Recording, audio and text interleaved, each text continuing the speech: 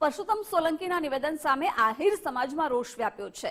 આહિર સેના ગુજરાત દ્વારા પરસોત્તમ સોલંકીના નિવેદનનો વિરોધ કરવામાં આવ્યો। બે સમાજ વચ્ચે વૈમનસ્ય ફેલાય એવા નિવેદન સામે હવે આહિર સેના મેદાને આવી છે।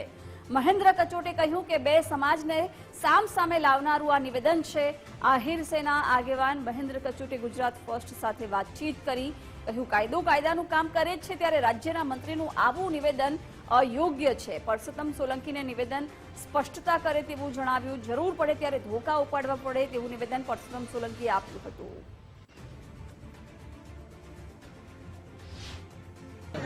અને જ્યારે જરૂર પડે ને ત્યારે ધોકા બી પડવા પડે ને તો પરસોત્તમ સોલંકી એવું પડે।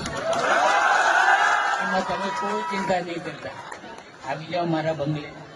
ભાવનગર રહું છું, ગાંધીનગર રહું છું, ઉના રહું છું, તમારે શું છે આવો। અને તમારા અખતરા કરવા હોય ને તો પરસોત્તમ સોલંકીને યાદ કરજો। બધા ભાષણો કરતા હોય પણ હું એ માનું નથી, મને નથી આવડતું।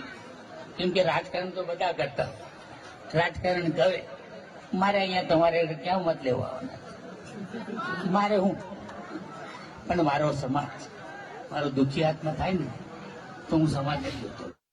રાજ્યના મંત્રી પરસોત્તમ સોલંકી દ્વારા સમાજને જરૂર પડશે તો ધોકા પણ ઉપાડશું આ પ્રકારનું જે નિવેદન આપવામાં આવ્યું હતું, ત્યારબાદ આહિર સમાજમાં ખૂબ મોટો રોષ જોવા મળી રહ્યો છે અને આહિર સેના ગુજરાત દ્વારા આ નિવેદનને લઈને આક્રમકતા પણ દેખાડવામાં આવી છે અને અત્યારે આહિર સેના ગુજરાતના આગેવાન મહેન્દ્રભાઈ અત્યારે આપણી સાથે છે ને આપણે એમની સાથે વાત કરીશું। મહેન્દ્રભાઈ, જે પ્રકારે પરસોત્તમ સોલંકી દ્વારા નિવેદન આપવામાં આવ્યું હતું અને જે રીતે આહિર સમાજમાં પણ એને લઈને રોષ જોવા મળી રહ્યો છે, શું કહેશો?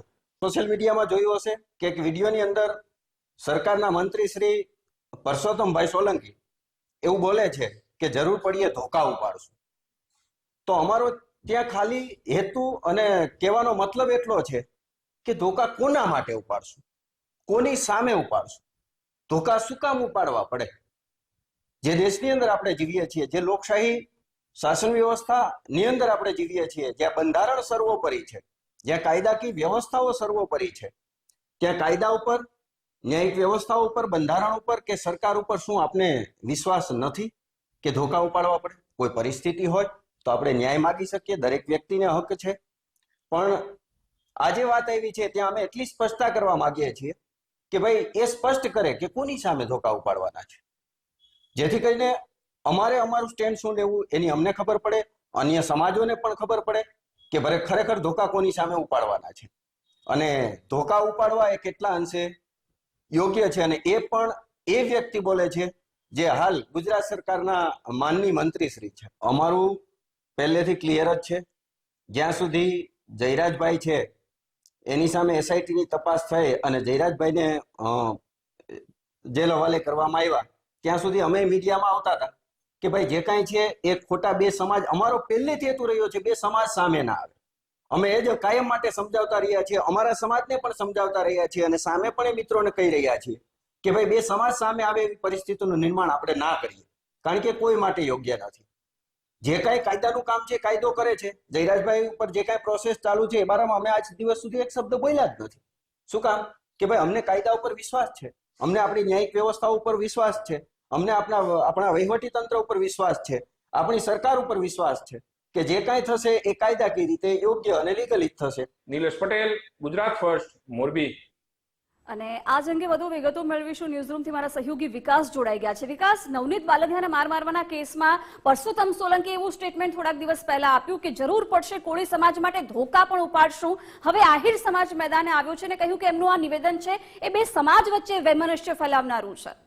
બિલકુલ, પહેલા તો ગુજરાત ફર્સ્ટ અપીલ કરે છે કે આખો આ મામલો એ આરોપી અને પીડિત વચ્ચેનો છે, બે સમાજ વચ્ચેનો ક્યારે પણ નથી, પણ છતાં પણ અલગ અલગ જે સ્ટેટમેન્ટ આપવામાં આવી રહ્યા છે એના કારણે આમાં વિવાદ વધી રહ્યો છે। રોજે રોજ આમાં કોઈ નવા પ્રકરણ આવી રહ્યા છે અને જે એક વિડીયો જ્યારે જે તે સમયે કોડીનારમાં જ્યારે નવનીત બાલદિયા પરસોત્તમભાઈ સોલંકી સાથે મળ્યા હતા, મુલાકાત કરી હતી, એ કાર્યક્રમનો એક ટુકડો વાયરલ થઈ રહ્યો છે જેમાં એમણે વાત કરી કે જે પરસોત્તમભાઈ સોલંકી એમના અંદાજ અંદાજમાં વાત કરતા હોય છે કે તમે અખતરા પણ કરી શકો છો, તમે ધોકા ઉપાડવાના આવશે એમાં પણ અમે ખચકાશું નહીં. જો કે એને આ આહિર સમાજ સાથે સાંકળીને બતાવવામાં આવ્યું, એટલા માટે જ અહીંયા સામેથી હવે પ્રતિક્રિયા આવવાની જ હતી.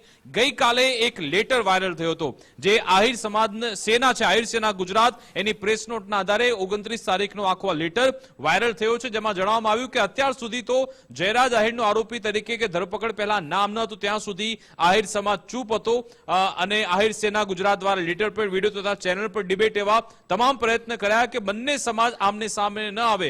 પરંતુ હમણાં જે પરસોત્તમભાઈ સોલંકીનો વિડીયો જોયો, ધોકા ઉપાડવાની વાત કરી, તમારા મત નથી જોતા એવું પણ બોલતા જણાય છે, એને લઈ સવાલ ઉઠાવવામાં આવ્યા અને અંતે વહેલી તકે પરસોત્તમભાઈ સોલંકી અથવા હીરાભાઈ સોલંકી આહિર સેના ગુજરાત સાથે ધોકા મુદ્દે ડિબેટમાં બેસશે એવી આશા રાખીએ છીએ. જય દ્વારકાધીશ. એટલે હવે આ આખા પ્રકરણમાં એક નવો જ ફણગો ફૂટ્યો છે કે ડિબેટ માટે હવે આમંત્રણ આપવામાં આવ્યું છે કે હીરાભાઈ સોલંકી, પરસોત્તમભાઈ સોલંકી, તમે બેમાંથી કોઈ એક અમે આહિર સેના જોડે તમે ડિબેટમાં બેસો એવો પડકાર ફેંકવામાં આવ્યો છે. જો કે એની સામે હવે હીરાભાઈ સોલંકી કે પરસોત્તમભાઈ સોલંકીનું કોઈ નિવેદન નથી આવ્યું, પરંતુ સુરતથી જે 100 ગાડીઓનો કાફલો પહોંચ્યો હતો, ચિરાગ ઝાલા જેણે એનું નેતૃત્વ કર્યું હતું, ચિરાગ ઝાલા સામે આવ્યા. એમણે કહ્યું કે હું કોળી સમાજ તરફથી કહેવા માંગુ છું કે હું ડિબેટમાં બેસવા તૈયાર છું. પણ એ પહેલા એમણે કહ્યું, એમણે પોતે ચિરાગ ઝાલાએ સ્પષ્ટ કર્યું છે કે આ બંને સમાજ વચ્ચેની કોઈ લડાઈ નથી, આ ફક્ત ન્યાયની વાત છે. ચિરાગ ઝાલા એમ પણ કહ્યું કે શું આજે 14 આરોપી ઝડપાયા છે એમાં ફક્ત આહિર સમાજના લોકો છે. ચિરાગ ઝાલા એમ પણ કહ્યું કે આ 14 આરોપીમાં ઘણા બધા કોળી સમાજના દીકરા પણ છે, છતાં પણ અમે કહી રહ્યા છે કે એમની સામે કડક કાર્યવાહી થવી જોઈએ, કોઈને બચાવવા નથી માંગતા, આવો ખોટો મેસેજ ન આપવો જોઈએ એવી વાત પણ ચિરાગ ઝાલાએ કરી છે. પણ આહિર સેના દ્વારા સોશિયલ મીડિયામાં ઘણા બધા આવા મેસેજીસ વાયરલ કરવામાં આવી રહ્યા છે. આહિર સમાજના યુવકો, સમર્થકો એ તમામ આ રીતના મેસેજ તો આપી રહ્યા છે. એક વાત નક્કી છે કે આમાં આવનારા સમયમાં હજુ પણ કોઈ નવો ફણગો ફૂટી શકે છે, કારણ કે સામે ડિબેટ માટે આમંત્રણ તો આપી દેવામાં આવ્યું. શું એ ડિબેટ માટે આવશે ખરા? શું પડકાર હવે ચિરાગ ઝાલાએ ઝીલી લીધો છે? પણ હીરાભાઈ સોલંકી એ પણ આખા બોલા નેતા છે, પરસોત્તમભાઈ સોલંકી પણ આખા બોલા નેતા છે. એ આ સમગ્ર બાબતે શું નિવેદન આપે છે એના પર નજર રહેશે. પરંતુ અમારી પણ અપીલ છે કે આ ફક્ત ને ફક્ત આરોપી અને પીડિત એ બંને વચ્ચેનો જ આખો મામલો છે, કોઈ સમાજ વચ્ચેની વાત નથી. તમે જો, કારણ કે જે આરોપી ઝડપાયા છે એમાં પણ કોળી સમાજના લોકો તો છે, એવું નથી કે ફક્ત આહિર સમાજના લોકો છે. પણ કેમ કે એમાં જયરાજ આહિરને એની સામે ટાર્ગેટ કરવામાં આવ્યું છે, એટલે કહેવામાં આવી રહ્યું છે કે આહિર સમાજ સામે આ રીતની લડત ચાલવામાં આવી રહી છે. હવે સમગ્ર બાબતે જ્યારે ધોકાવાળી વાત પોતે પરસોત્તમભાઈ સોલંકીએ કરેલી છે, તો એ જ આ બાબતે કોઈ સ્પષ્ટતા કરી દે તો સારું રહેશે, તો આખા વિવાદનો અંત આવી જશે. કારણ કે એમણે કયા સંદર્ભમાં ધોકાવાળી વાત કરી હતી કે અખતરાવાળી વાત કરી હતી, એ જો પરસોત્તમભાઈ સોલંકી સ્પષ્ટતા કરી દે કે મારો મતલબ આ હતો, તો પછી આખો વિવાદ શાંત થઈ જશે. જો એવી સ્પષ્ટતા નહીં થાય તો પછી આમાં ઓર વધારે નિવેદન આપવામાં આવશે અને ઓર આમાં વધારે આગ ફેલાશે એવું લાગી રહ્યું છે. પણ અહીંયા શાંતિ બની રહે, બંને સમાજ વચ્ચે કોઈ વયમનસ્ય ન ફેલાય, એ પણ ગુજરાત ફર્સ્ટ અપીલ કરે છે. જોવાનું રહેશે કે હવે આખા પ્રકરણમાં આગળના સમયમાં હવે કયું નવું ચેપ્ટર ઉમેરાય છે. બિલકુલ, વિકાસ જોડાલા રહેશું, વિગતો મેળવતા રહીશું.